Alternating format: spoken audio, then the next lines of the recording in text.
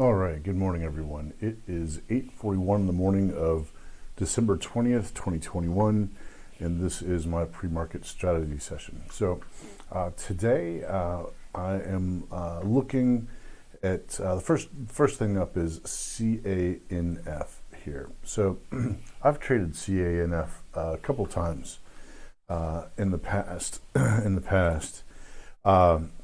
And it has a history of popping up and failing.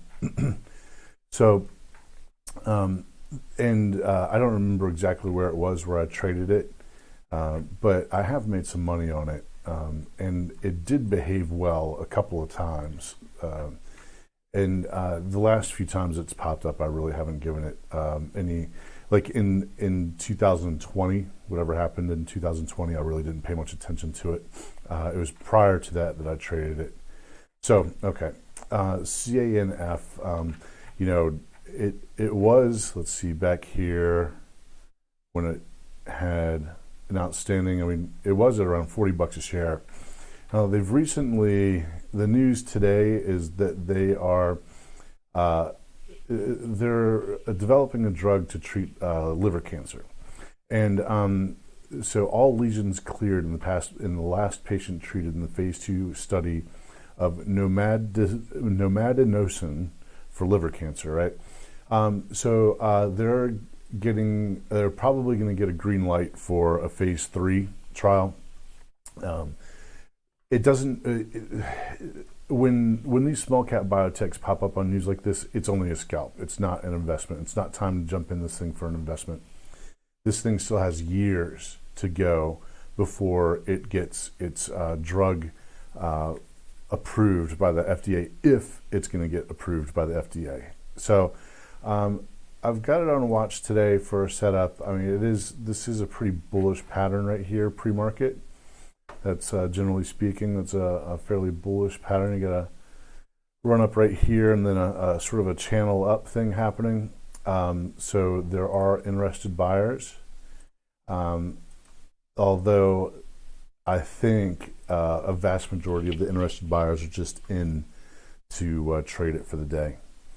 You can expect after the next couple of days that it'll just sag back down into its dollar range again. There's nothing that's changed about the company's revenues or earnings or anything that's going to really bring this thing into, past the $10 range or, so on and so on. And I think that if this thing trades today, let's see, hang on, let me check my scanner. So right now it's up 82% from its previous close, and the float is 16.53 million.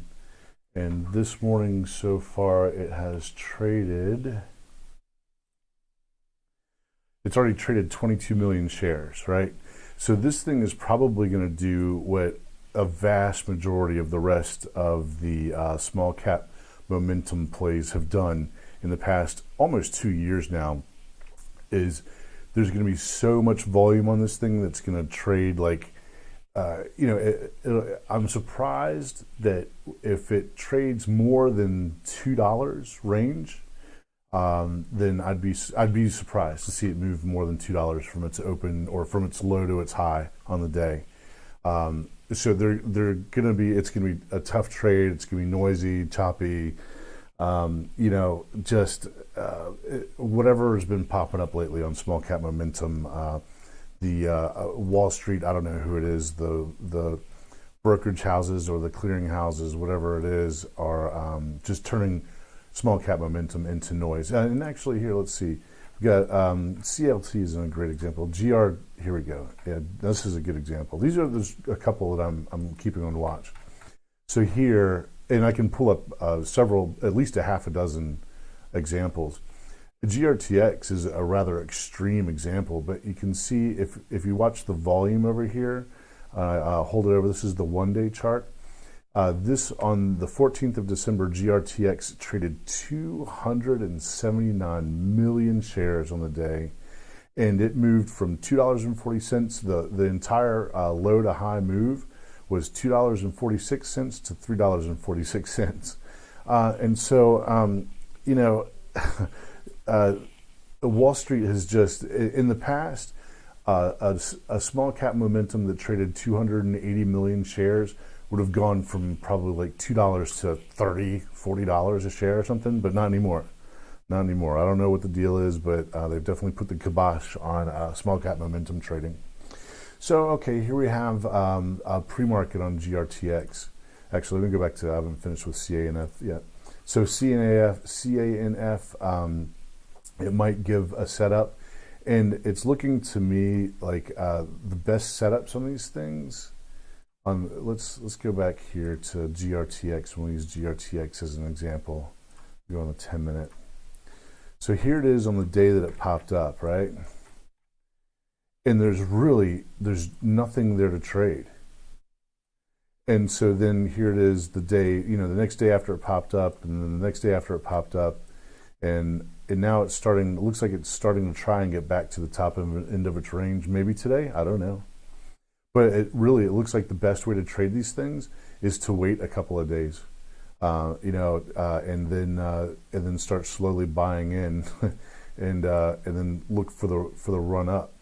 And so CANF today, I mean, pre-market, it seems to trade according to momentum rules, but I really don't like to get involved in the pre-market.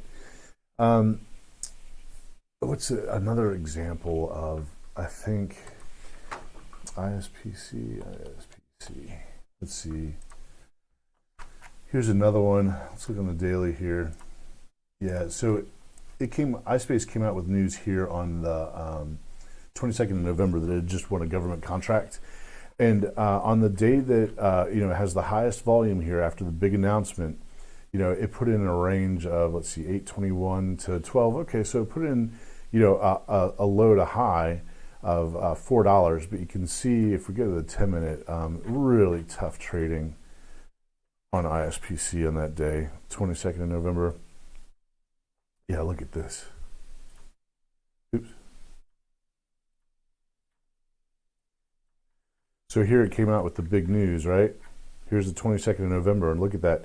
Did a nice run up pre-market, and then just during regular market hours, just from top left to bottom right, the exact opposite of the high probability setup you're looking for in trading. And here it is again. The next day, it ran up big time pre-market, and then a wrong pattern again, wrong general direction. But and here we go. A couple days later, and it starts putting in moves. I do remember I lost money on it in like the first 2 days it traded or whatever. But then on this day right here, I made quite a bit of money on it. I did quite well on it here on this day. And so there just seems to be kind of this sort of delay. I don't know what's going on with small cap momentum and why it seems like the exchanges just aren't letting small cap momentum run like they used to. I guess there were a lot of people that got burned. Okay, and then so the next thing, CALT actually got some really good news here back on, the 16th of December. Receives FDA approval for a primary nephropathy, primary IgA nephropathy treatment. And this is sort of tertiary cancer treatment. Oh yeah, and by the way, so yeah, let me just stick with this, right? So CANF is trying to cure liver cancer. Big deal. That is a big deal, and their study so far has shown quite a bit of promise. And Wall Street does like to reward companies like that. It's possible Wall Street will let this run so that the company can generate cash, generate funds in order to keep their business afloat. If it's hard to see over here, it's probably pretty small on your screen. But this thing's been losing a ton of money now for years, and so they might.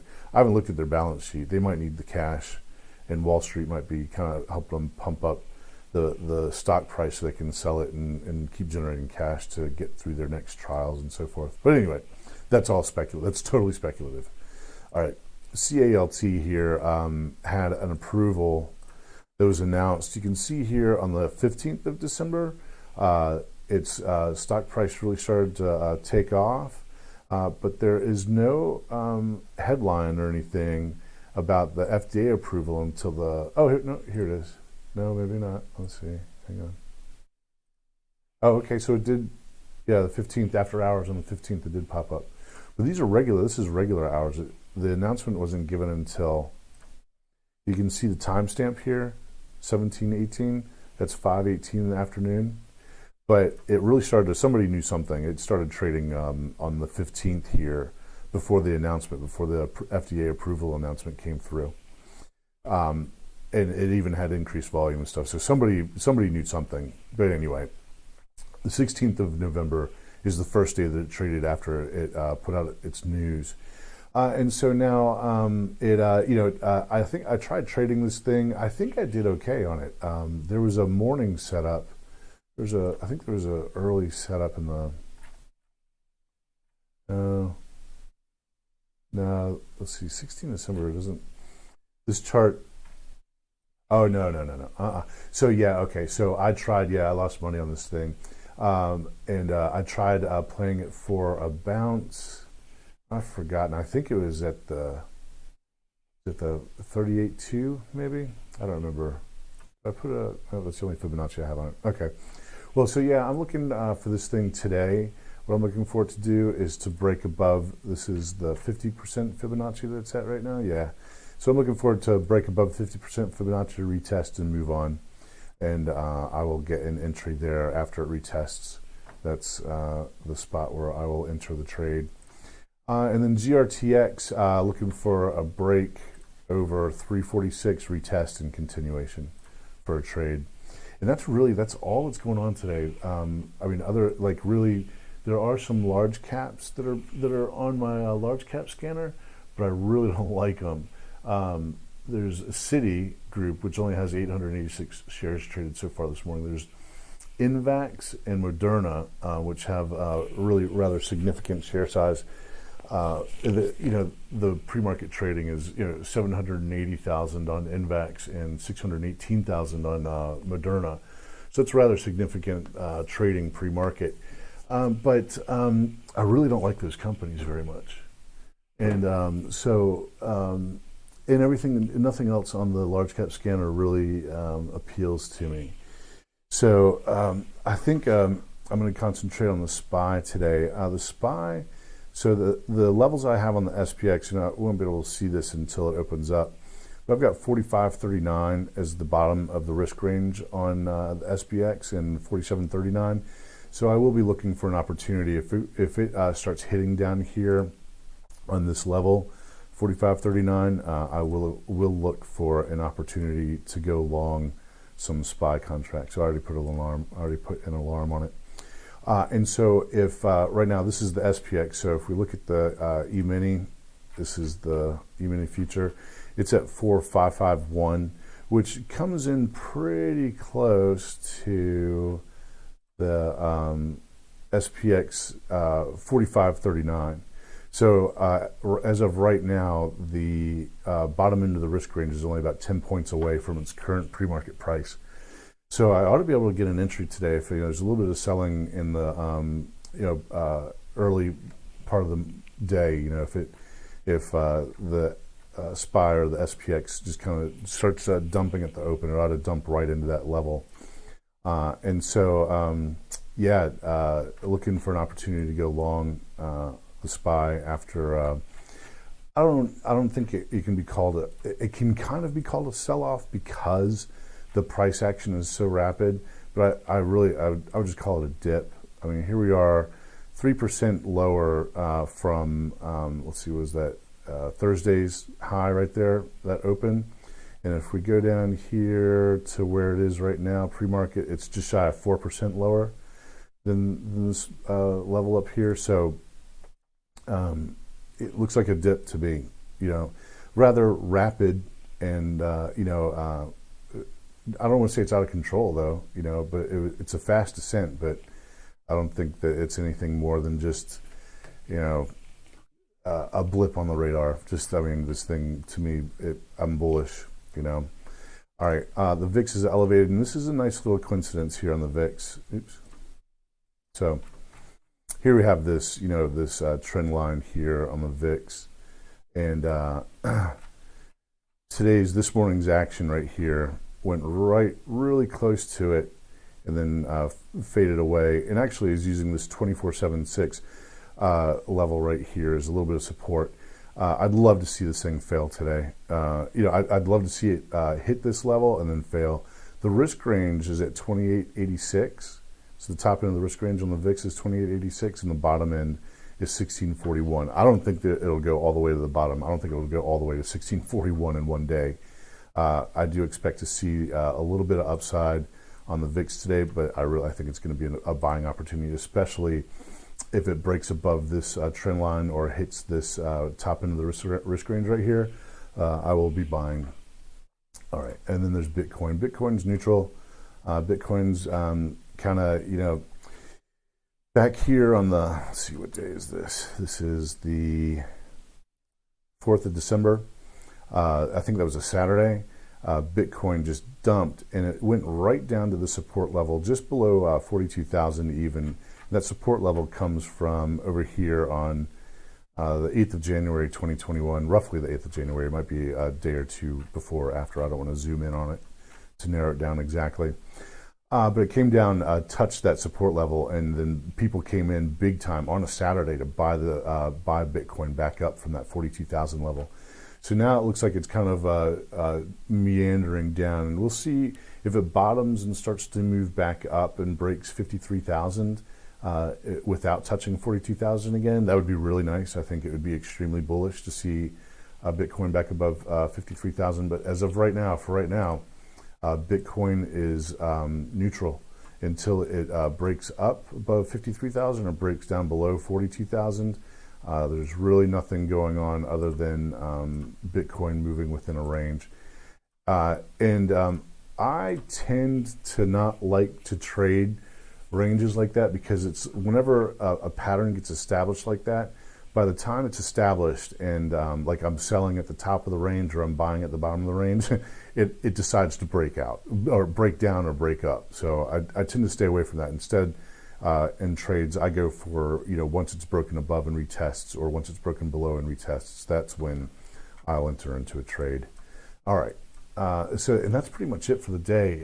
There's a lot of red on the market today. I don't think that it's permanent. I think that the spike in volatility is going to be non-trending, episodic and non-trending. I think there's a lot more upside left in this market. Okay, everybody. Good luck out there. Keep your risk tight. Click like, share, subscribe. Leave a comment, tap the bell, and I might do a recap today. I don't know. We'll see. All right, everybody. I'm out.